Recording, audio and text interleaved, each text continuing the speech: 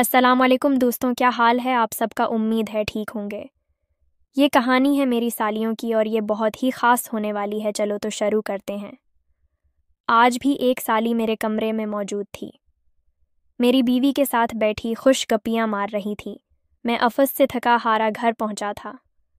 उस वक्त मुझे सुकून की ज़रूरत थी। पूरे दिन ऑफिस का काम करके मैं चाहता था जब मैं घर जाऊं तो मुझे अपनी बीवी के अलावा और कोई भी नज़र न। ये खाना खाने के बाद मैं ज़्यादातर वक्त अपनी बीवी के साथ गुजारो। लेकिन मेरी सालियां बड़ी ही अजीब थीं। जब से मेरी शादी हुई थी मेरी कोई ना कोई साली मेरे घर पर ही मौजूद होती थी। शुरू में तो मैंने बड़ी फराग दिल्ली दिखाई थी। जब भी वो आती मैं खाने पीने की बहुत सी अशिया बाज़ार से ले आता। उनके मेहमान नवाजी में कोई भी कमी नहीं छोड़ता था। लेकिन मेरी सालियों ने तो तमाशा ही पकड़ लिया था। मेरी बीवी अपनी बहनों में सबसे बड़ी थी। बाकी सब बहनें छोटी थीं, लेकिन इतनी भी छोटी न थी कि ये न समझ सकें कि शादी के बाद मियाँ बीवी को अपनी प्राइवेसी चाहिए होती है। सब की सब जो इन और बालक थी, समझदार भी थी। कई बार मैंने अपनी बीवी रबाब से दब्बे लफ्ज़ों में ये भी कहा था कि आए रोज़ तुम्हारी बहनों का घर पर आना मुझे कुछ गैर मुनासिब सी बात लगती है। मेरा ये कहना था कि वो मुझे हैरत से देखने लगी।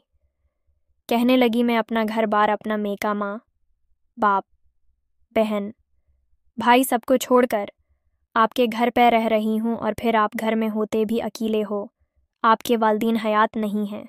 बहन भाई सारे बैरून मुल्क में हैं।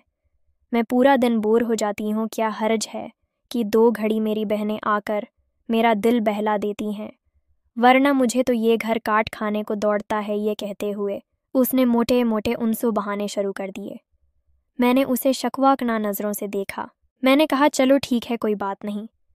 मैं तो बस यूँ ही कह रहा था। अब मैं अपनी नई नवीली दिल्लहन को नाराज़ तो कर नहीं सकता था, लेकिन मसला ये था कि मेरी सालियाँ बेतकल्लुफ़ बहुत थी।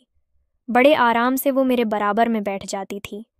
किसी बात पर अगर उन्हें हंसी आ जाती तो मेरे हाथ पर ताली मार के हंसने लगती, और मुझे ये बातें बड़ी मायूब सी लगती थी। ठीक है, रिश्ते में मैं उनका बहनोई था, भाइयों जैसा था, लेकिन सगा भाई तो नहीं था।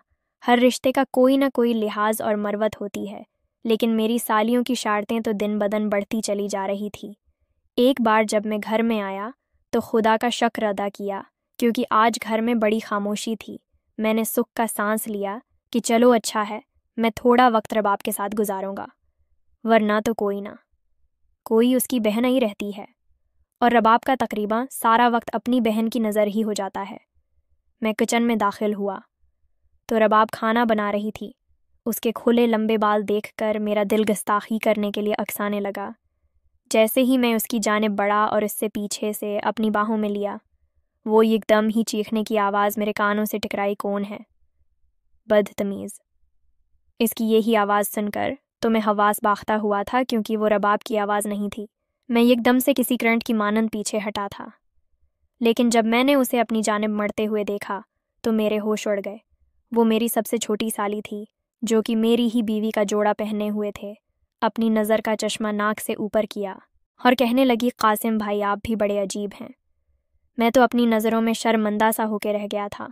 कुछ मुझे गुस्सा भी उन्हें लगा कि भला ये क्या तक है कि मेरे ही घर में, मेरे ही किचन में वो मेरी ही बीवी का जोड़ा पहने खड़ी है। अब मुझे क्या पता कि वो बीवी है या साली। मैं फ़ौरन से किचन से बाहर निकला। जब कमरे में गया तो मेरी बीवी सर बांधे लेटी हुई थी। मैंने कहा कि तुम्हें क्या हुआ है? कहने लगी, मेरी तबीयत ठीक नहीं है, सर बहुत चक्कर आ रहा है, सुबह से बस सर बांधे बैठी हूँ।